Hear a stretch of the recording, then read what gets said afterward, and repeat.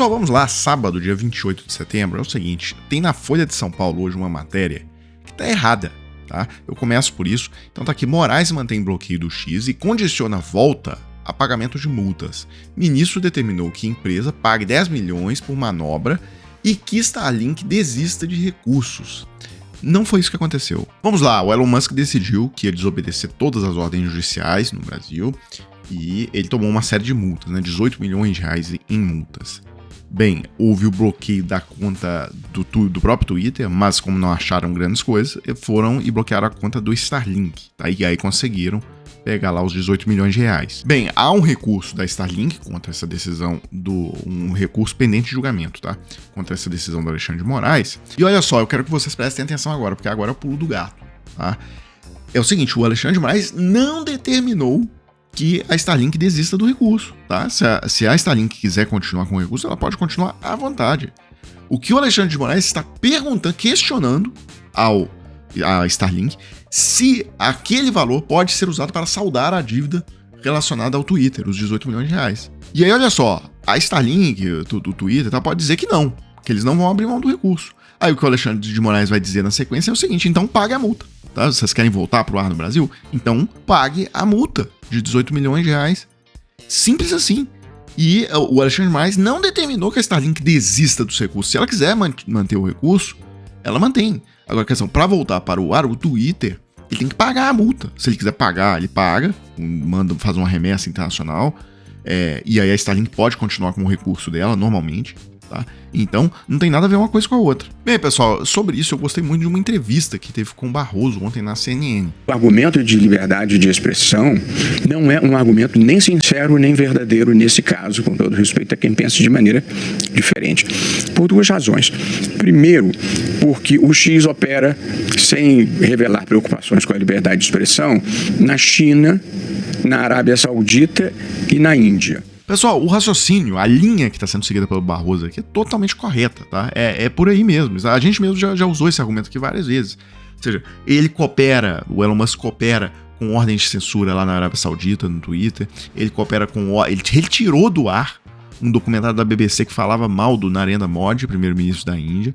Tirou isso sem menor problema lá na Índia. Agora, é importante deixar claro isso aqui, que na Coreia do Norte e na China, o Twitter nunca pôde funcionar. Nesses locais, a restrição à livre circulação de informação é total. E, inclusive, isso era antes do Elon Musk, inclusive. Tá mais de uma década antes do Elon Musk comprar o Twitter. Agora, mesmo que o Barroso tenha dito que o Twitter funciona, o X, né, funciona na China, mas ali fazendo as censuras que o governo pede, e isso não é verdade, porque na verdade nem funciona o X na China, mas o argumento dele é correto também, a linha de pensamento, porque o Elon Musk tem negócios bilionários na China, então se ele fosse esse guerreiro da liberdade de expressão mundial que ele se coloca e tal, ele não poderia ter uma relação dessa.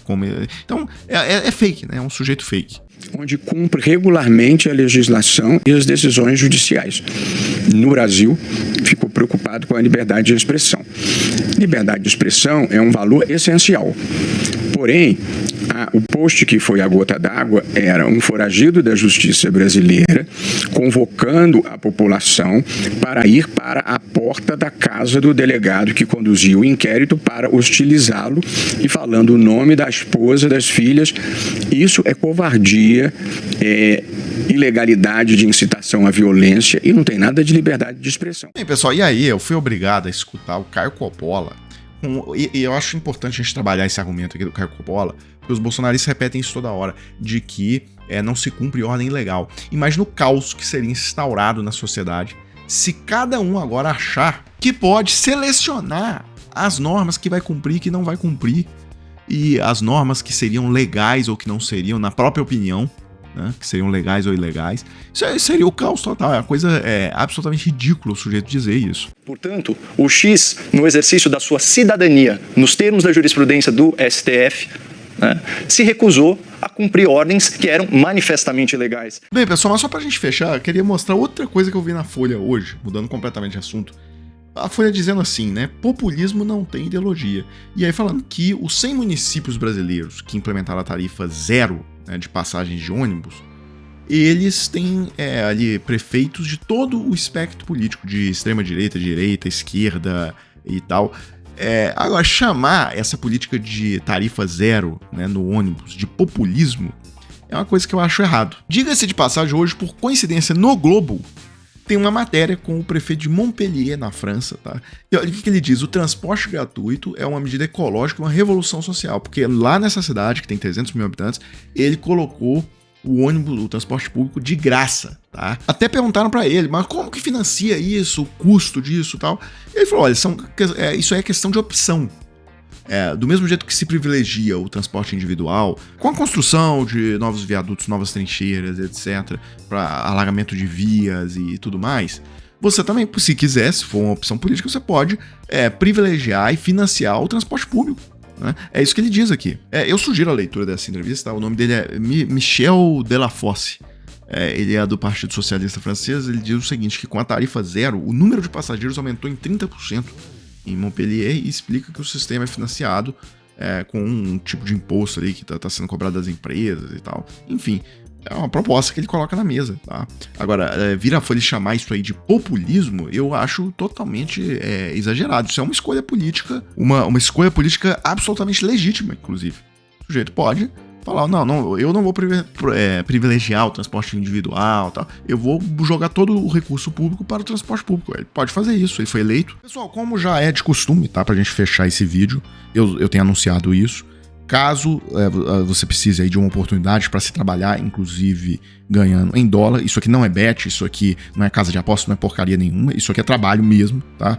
Para ganhar dinheiro de verdade. Se você tiver precisando e tiver a curiosidade, eu vou deixar o link na descrição desse vídeo. Bem, dessa forma eu termino o vídeo agora, pessoal. Se você gosta do nosso trabalho, quiser contribuir com alguma coisa, tá aí a nossa chave Pix na tela, e a gente volta em uma próxima oportunidade.